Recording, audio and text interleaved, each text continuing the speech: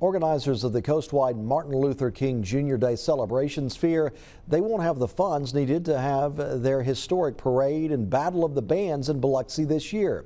But a Biloxi City Councilman says the group didn't take the right measures to get that funding ahead of time. Parker Boyd reports.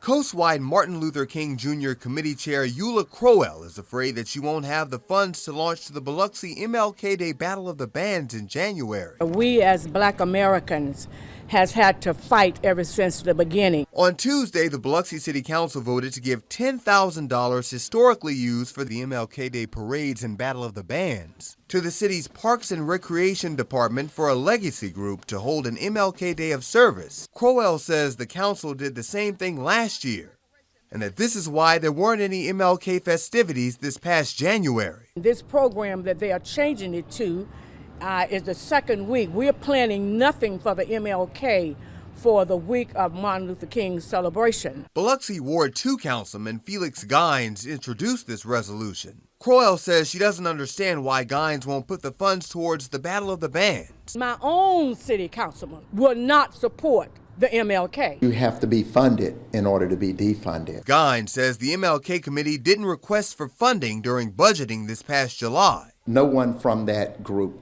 or from that committee has ever called me, the legacy group. So no one reached out to you? No one ever reached out. Let's get this parade back jumping. Biloxi residents expressed their concerns to council members over not having MLK festivities since early 2023. Vincent Creel is also a Coastwide MLK committee member who thinks Gines and other council members should still give $10,000 to the committee. They're worried about what other cities are giving. They're worried about what other events are being held in other places. Those are not concerns for Cruising the Coast, and they should not be a concern for this event. If you haven't asked for funding, how can you take away funding? Organizers from Ward 2 say they're not sure how they'll get the funds, but they have faith that MLK festivities will still happen. We will be having MLK for this year. It's been here for so many years. We've been celebrating this day.